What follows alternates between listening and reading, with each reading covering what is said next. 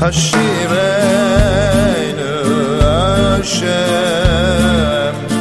Eilecho v'noshuva Chadesh, Chadesh Yameinu Chadesh Yameinu Kegedem. Bonjour à tous, bonjour à toutes. Bienvenue donc sur la chaîne YouTube d'Adapt Shalom et bonjour Yvonne Krigier. Bonjour Antoine.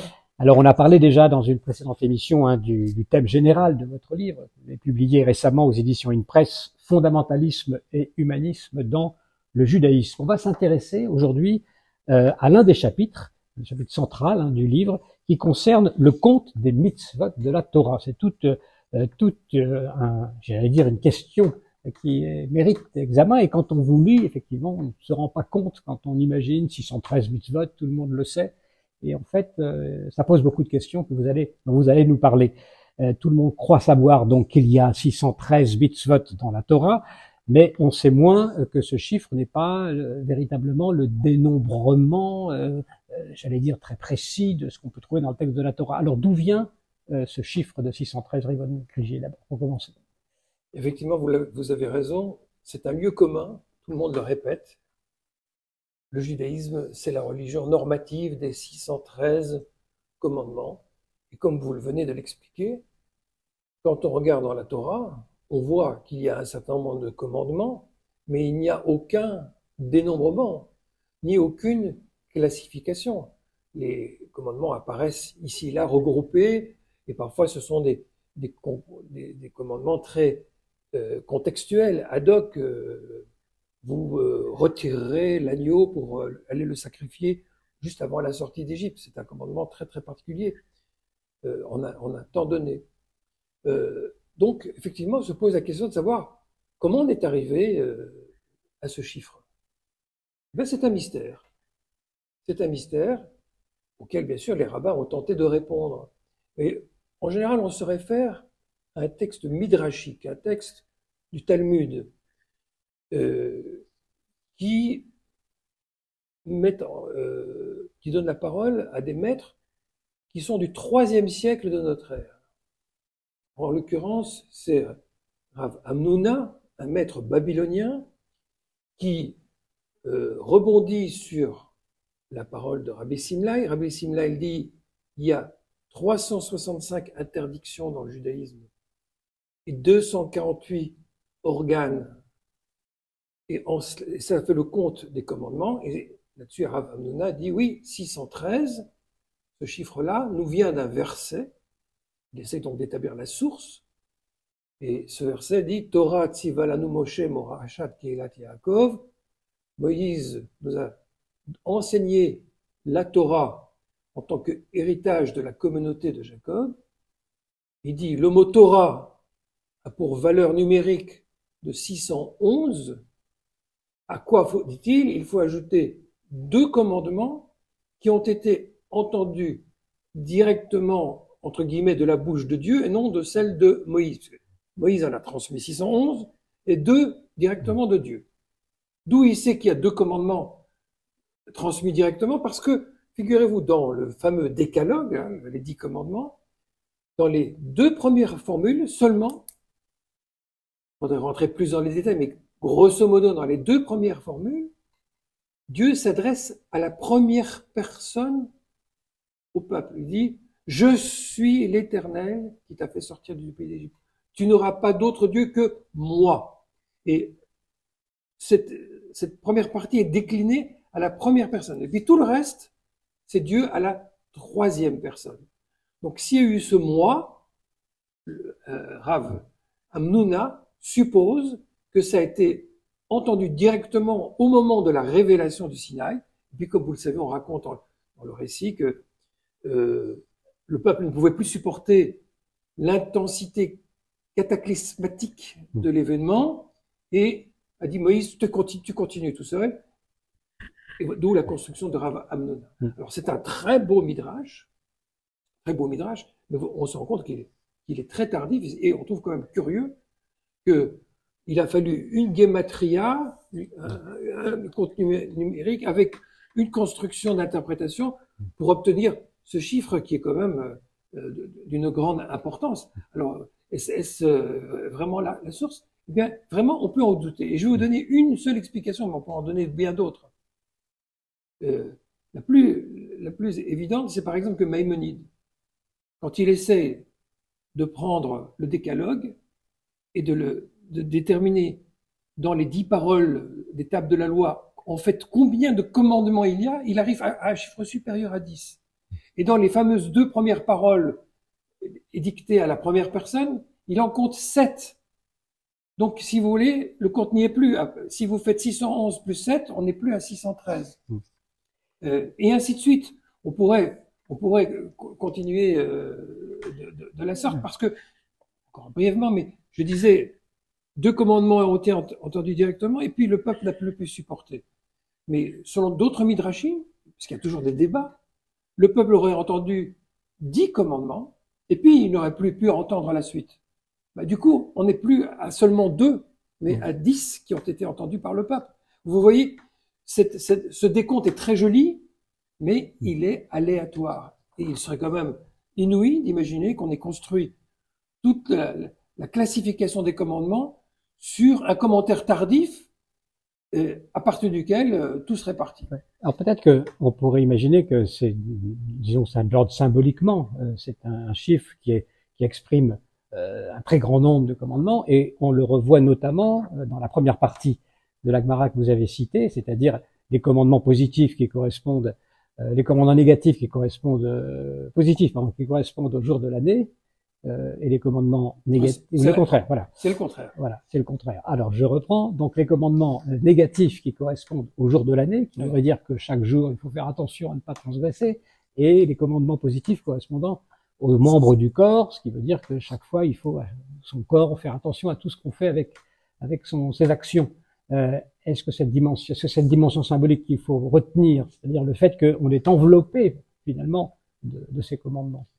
Vous avez là complètement raison. Je crois que la vocation de ce commentaire est d'ordre symbolique et de nous dire que les commandements, c'est une question de tous les instants, de tous les jours et de tous les organes, de toute la situation. Parce qu'on dit 248 organes. Là aussi, on pourrait se poser la question, comment on est arrivé à décompter 248 organes? Et là, on trouve des spéculations abracadabrantes. Il y a des gens qui disent qu'il y a 248 ossements, par exemple. Parce que vous ne voyez pas comment arriver à 248 organes, évarim selon le texte. Alors on a dit, 248 ossements, c'est beaucoup plus plausible. Sauf que les spécialistes, les anatomistes, expliquent que au cours d'une vie, le nombre d'os évolue, parce qu'il y a des cartilages qui se transforment en os, il y a des fusions, il y a des évolutions, et que d'un individu à l'autre, ça c'est tout à fait prodigieux, nous n'avons pas exactement le même nombre d'ossements. Donc c'est un chiffre très aléatoire. En fait, la vraie raison de ce 248, c'est que Évarim, ça ressemble à Avraham. Et que Avraham, la gématria, la numérologie de Avraham, c'est 248. Alors, on a voulu dire que Avraham est le premier à avoir mis en action la volonté divine. C'est d'ordre symbolique. Il faut pas se mettre à compter les organes, comme il ne faut pas se mettre à essayer de compter les commandements de la Torah pour arriver à tout prix au chiffre de 613, ou alors cette démarche est aléatoire. Voilà. On reviendra tout à l'heure sur le fait, on a compris, pour lequel vous êtes hostile à ces comptes, mais quand même, insistons un petit peu sur le fait que ça a quand même été un exercice que les plus grands maîtres ont pratiqué, à commencer par Maïmonide, Nachmanide. Il faut comment comprendre ce souci d'identifier dans la Torah, malgré tout, ces 613, s'il n'y a pas une volonté peut-être simplement d'ordonnancement, de dire que cette parole-là doit correspondre à une vérité, une forme de vérité, même si elle ne doit pas être prise forcément au premier degré. Indéniablement, oui. Et la vérité, elle est d'ordre symbolique, comme vous l'avez dit tout à l'heure. Parce que si ça ne provient pas de ce fameux Midrash que j'ai cité à l'instant, de se demander d'où ce chiffre provient.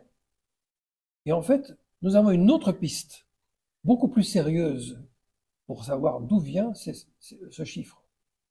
Quand on prend le fameux décalogue, qui est quand même le fondement de toute la révélation, c'est ce qui est édicté devant le peuple au Sinaï, on constate que dans le livre de l'Exode, sur la version de l'Exode, il y a 613 lettres qui composent le décalogue.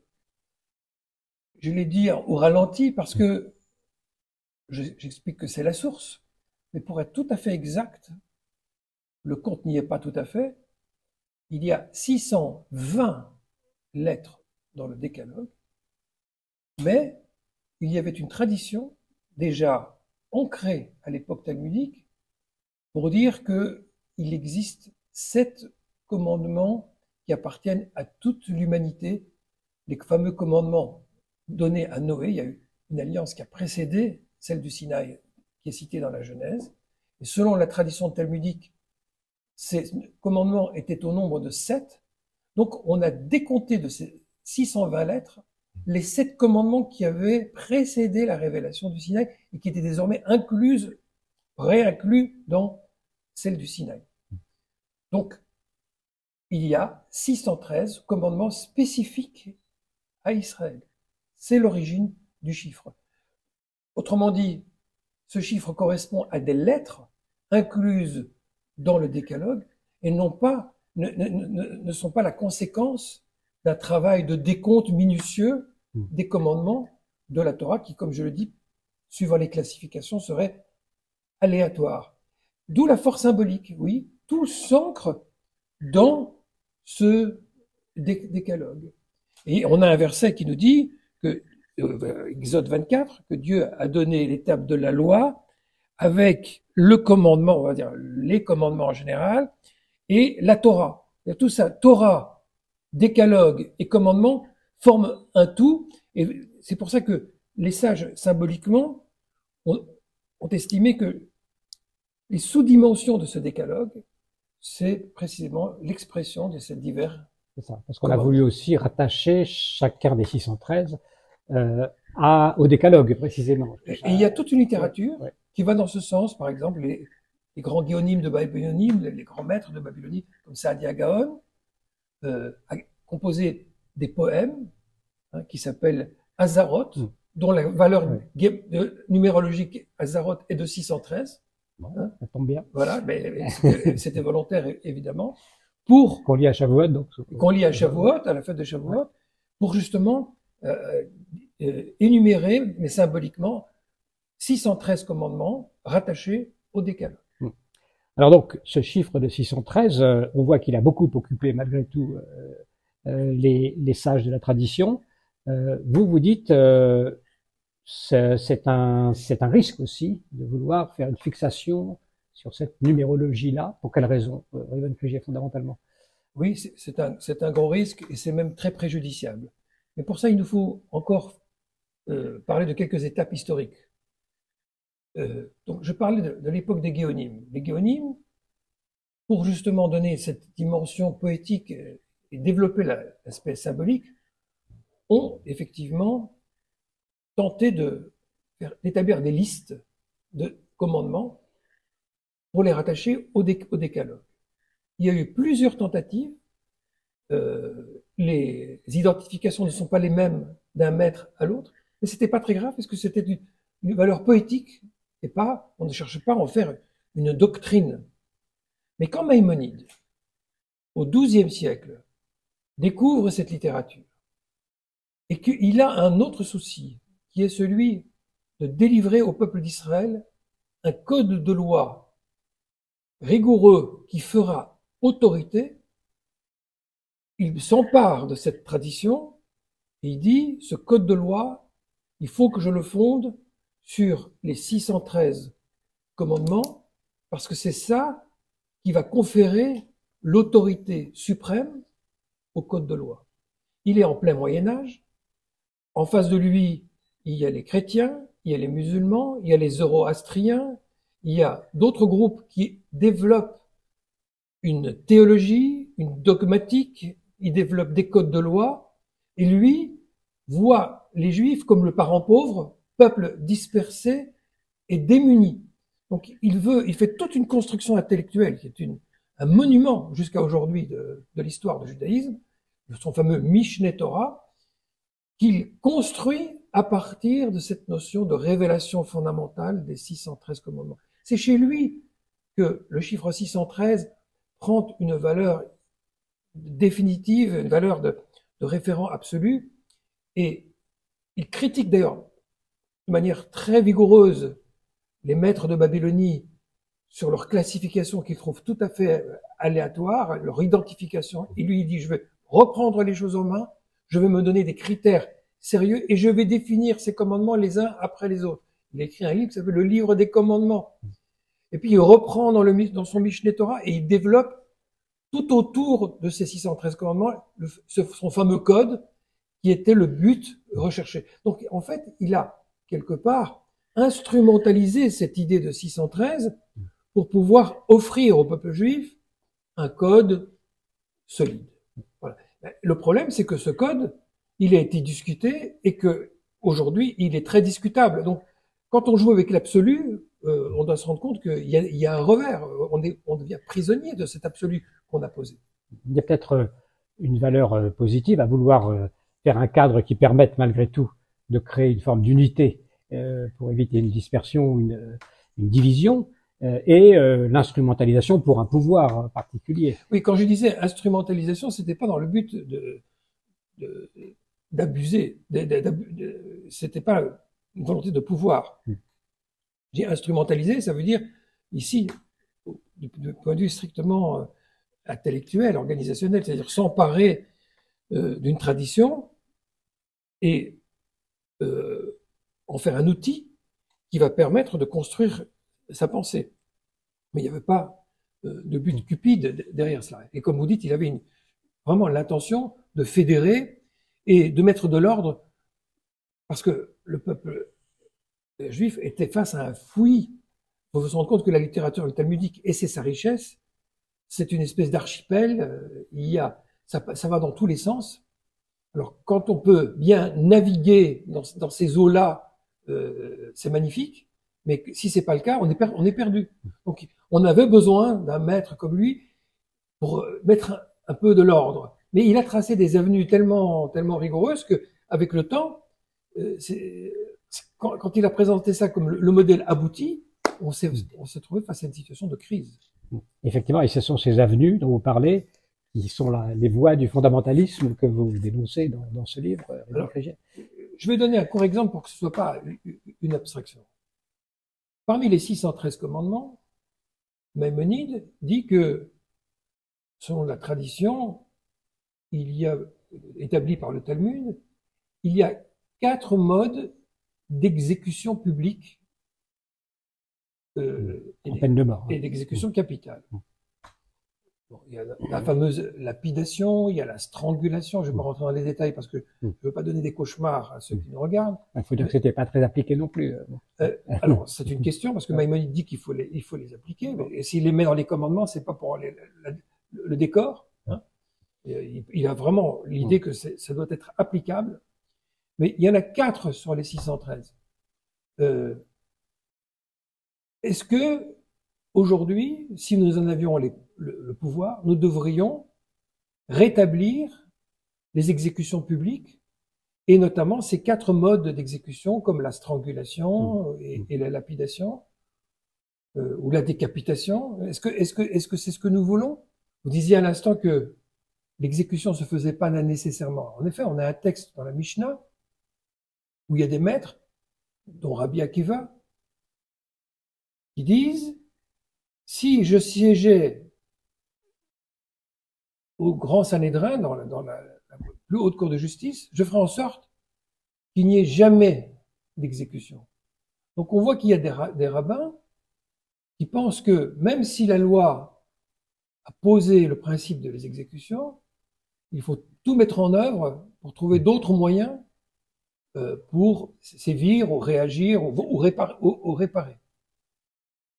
Donc il y a bien dans la tradition juive une volonté de ne pas en rester à la lettre et à la formulation des commandements tels qu'ils sont formulés initialement, même dans la Torah, si on peut faire autrement et mieux. Le fondamentalisme, c'est quand on considère qu'il y a un code de loi qui a été posé définitivement, que puisque c'est les commandements de Dieu et que ces commandements sont éternels, dès qu'opportunité nous sera donnée, il faut les restaurer et les rétablir. Le fondamentalisme, c'est l'idée que, anciennement, il y avait un âge d'or vers lequel il faut tenter de revenir, c'est l'âge où les choses s'exprimaient de la manière optimale et la plus spirituelle. Maïmonide lui-même n'est pas d'accord avec Rabbi Akiva et Rabbi Tarfon sur lequel il ne faut pas appliquer cette règle. Il dit, non, il comprend cette incise de ses maîtres comme quand les juges traitent d'une question, ils doivent chercher toutes les bonnes raisons possibles pour voir s'il est possible d'éviter la peine de mort, mais s'ils sont convaincus de la culpabilité, ils doivent pas faire semblant et dire non, on n'exécutera pas. Il dit il faut exécuter. Donc Maïmonide ne dit pas que lorsque l'occasion nous sera donnée, il faudra considérer ça comme quelque chose de purement théorique. En revanche, il y a eu des rabbins, notamment au XXe siècle, qui ont dit que ces commandements de la Torah sont le socle à partir duquel s'est développée la loi juive. Mais le socle, ça ne veut pas dire la fin, la finalité des choses.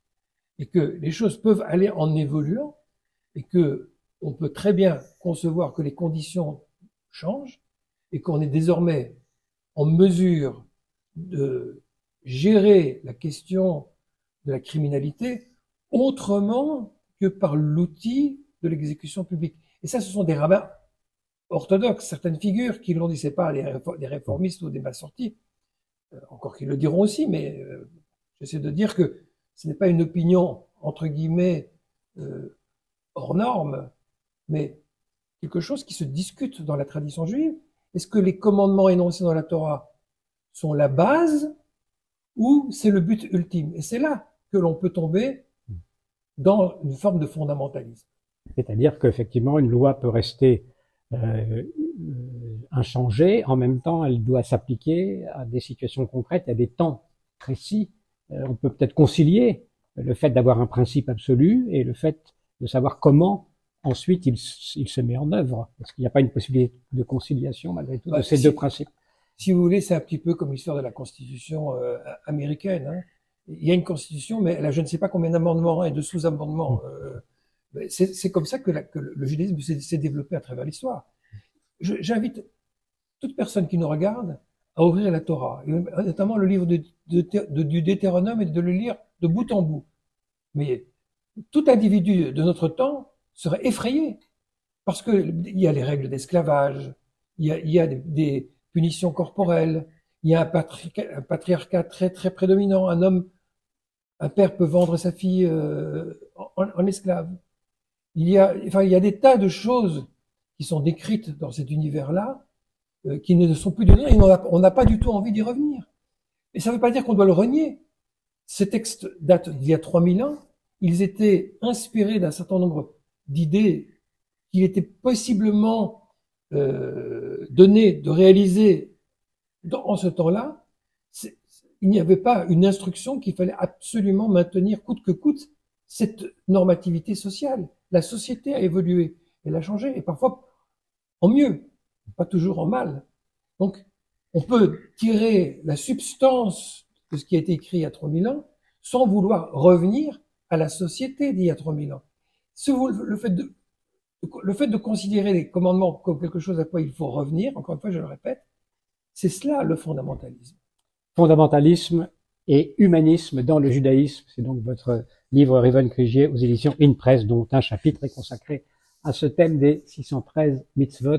Merci beaucoup pour votre attention et à bientôt pour un prochain numéro de Hadesh Yamenu.